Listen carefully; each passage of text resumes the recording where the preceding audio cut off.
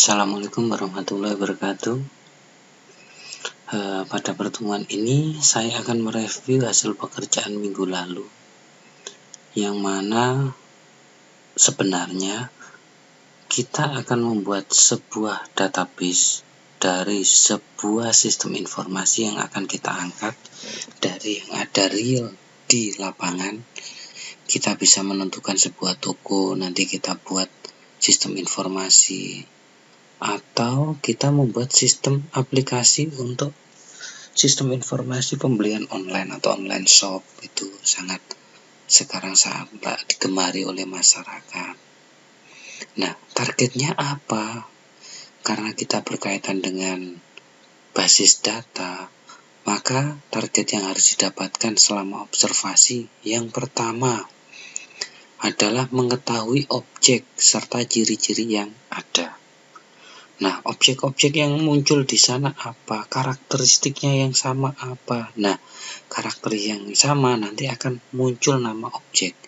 Misalkan di sana ada namanya Topan dengan ciri-ciri rambut pendek, kemudian ada Anto, rambutnya panjang, Joko, ini itu. Nah, itu kan ciri-ciri manusia. Nah, misalkan objeknya manusia, ciri-cirinya ada. Memiliki rambut tipe apa, warna rambut apa. Nah, itu ciri-ciri yang ada. Nah, dari objek yang sudah kita ketemukan, kalau sudah bisa dikelompokkan, ada ciri-ciri khusus yang menandakan bahwa di situ ada kumpulan objek yang mewakili ciri-ciri itu, maka di sana akan kita tentukan yang kedua adalah entitas. Di mana entitas itu nanti sebuah objek bisa dikatakan sebuah entitas kuat, entitas lemah, atau bukan entitas. Nah, ciri-ciri yang ada ini akan menjadi atributnya. Kalau tidak ada, berarti harus kita lengkapi. Contoh, ada orang di sini namanya Tovan, ada orang namanya Joko, Alek, dan lain sebagainya. Kurang ciri-cirinya apa? Kita lengkapi. Agar kelihatan unik antara satu orang dengan orang yang lain, maka lebih mudahnya untuk saat ini sistemnya kita menggunakan NIK, nomor induk kependudukan. Nah, setelah kita dapatkan entitas-entitasnya, maka kita harus menentukan hubungan entitas atau yang kita sebut dengan Entity Relationship Diagram, jadi atau ERD. Nah, jadi menentukan hubungan entitas. Nah, dari hubungan entitas yang ada, maka akan kita tentukan tabel dan relasi tabel.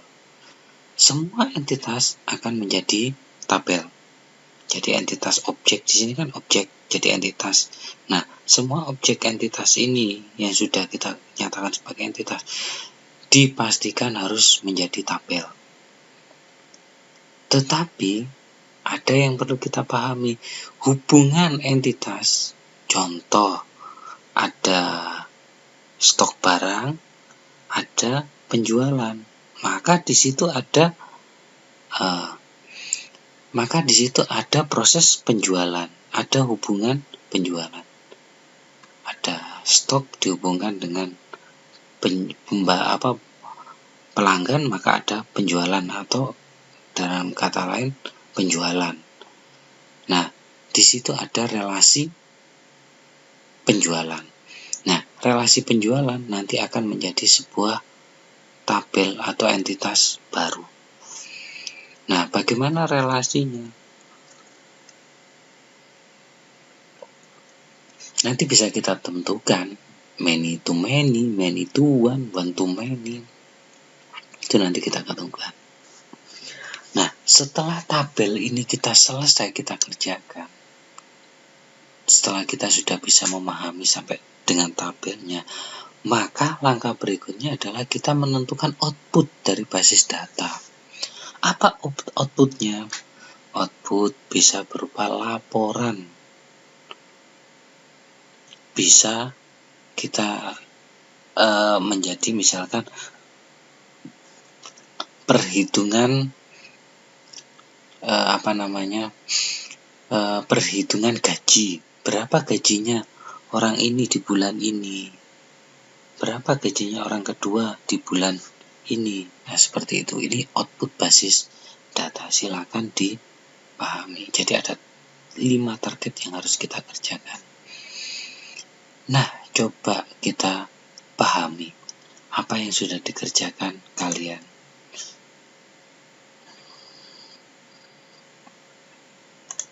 Nah, coba kita pahami apa yang sudah kalian kerjakan.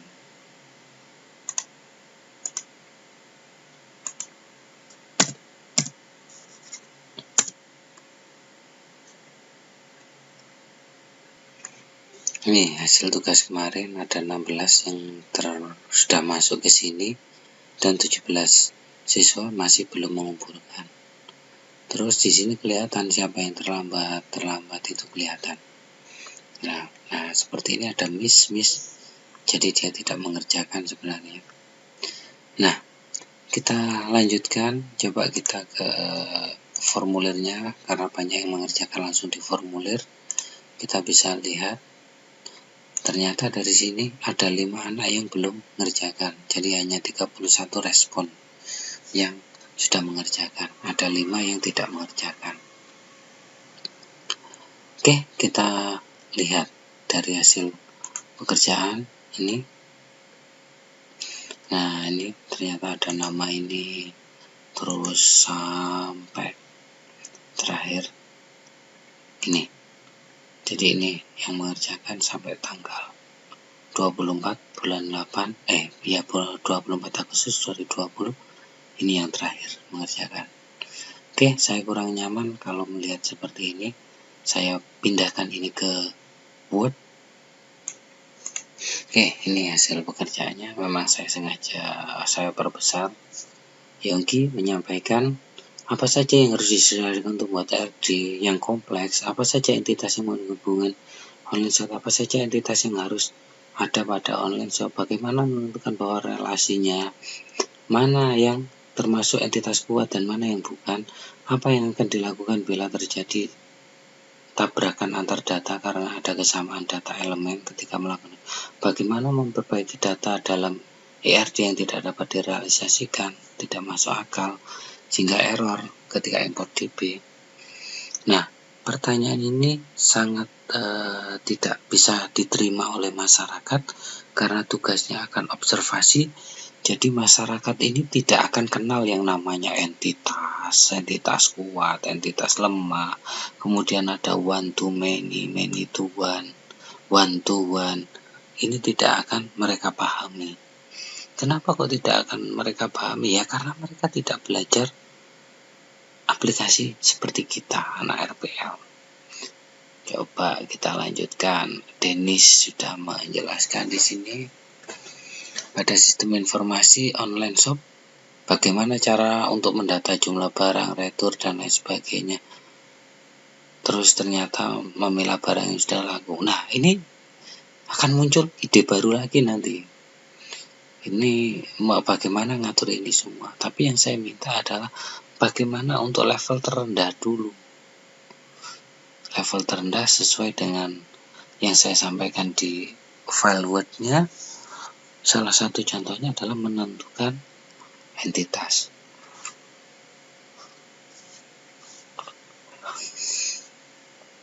Bagaimana cara mengetahui dalam penghitung pemasukan, pengeluaran, dan pengembalian modal tanpa minus? Nah, ini biasanya ngomong keuntungan. Nah, bagaimana ngitung keuntungan? Itu harus kita pahami. Lanjut. Kemudian ada userman. Apa itu autorisasi? Autorisasi itu apa ya? Saya juga tidak paham.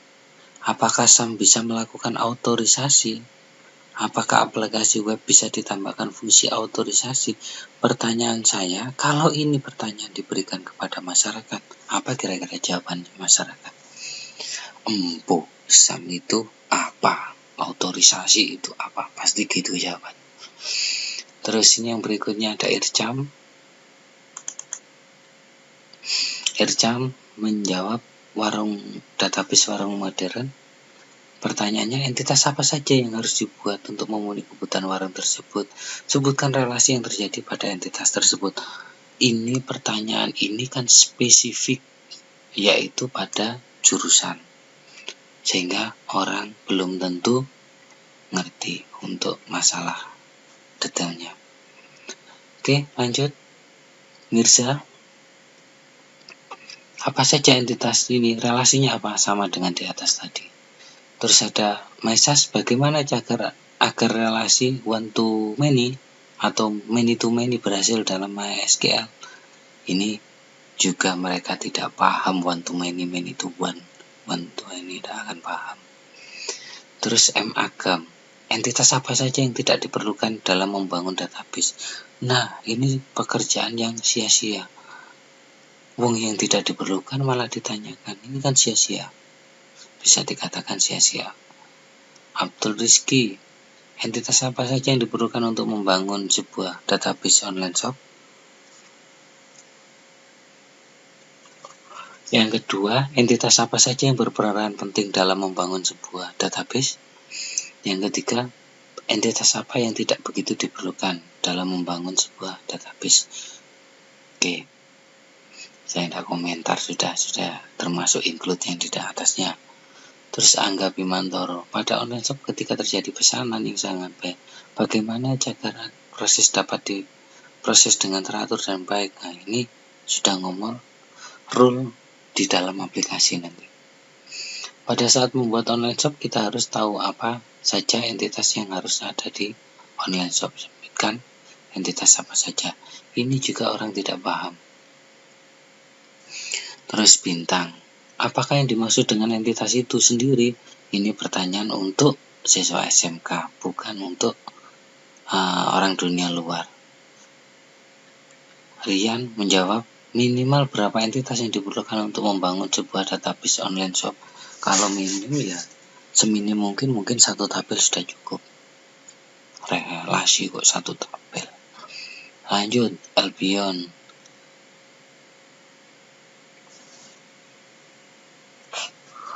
Sebutkan entitas yang diperlukan dalam database. Sebutkan contoh hubungan. Sini nggak bisa saya jawab. Terus database yuk mesen, entitas apa saja dan lain sebagainya, apa relasi. Pertanyaan, yuk mesen ini berjalan di bidang apa, berapa karyawannya. Ini sudah aplikatif ya, ada gambar pertanyaan seperti ini. Yang bekerja di mesen, pertanyaannya, bagaimana karyawannya bekerja di mesen ini, Pak Tito apa gitu ya. Coba ini Najma juga sama dengan miliknya temannya yang di atasnya. Coba ini miliknya Ardiansa. Entitas apa saja yang harus ada dalam memenuhi kebutuhan? Nah, ini masih bersifat entitas itu adalah abstrak. Nah, dari Ardian muncul ini kan target, sedangkan pertanyaannya ini. Toko sepatu Ardian bergerak di bidang apa? Berapakah karyawan yang bekerja di toko sepatu Ardian ini? Apakah departemen bagian setiap karyawan? Jika ada tolong sebutkan. Ardian, berapakah model toko sepatu Ardian? Lanjut, Venasti sama ya dengan tadi. Ibnu belum spesifik. Saiful Hikam juga tidak spesifik. Putri sudah mendekati teori untuk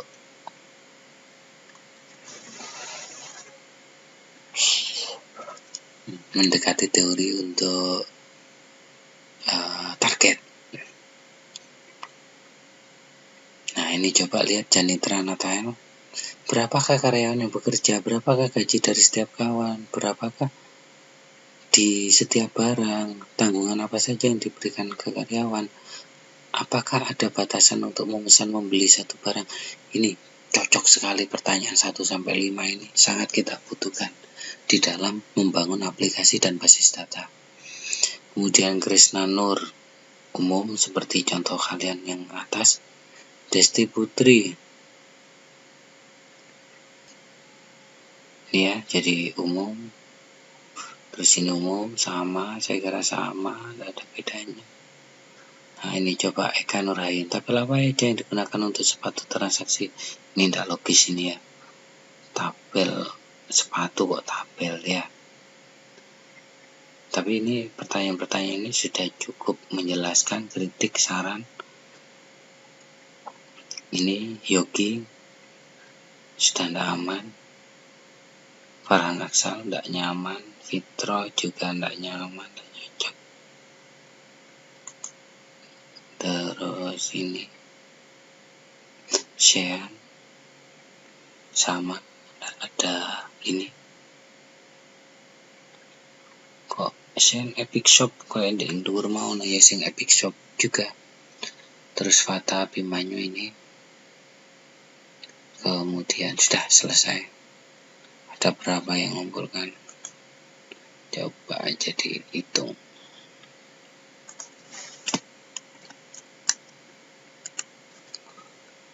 Oke, demikian penjelasan dari saya. Untuk berikutnya pembelajaran basis data RPL ini silakan dikerjakan sebaik mungkin. Apa targetnya?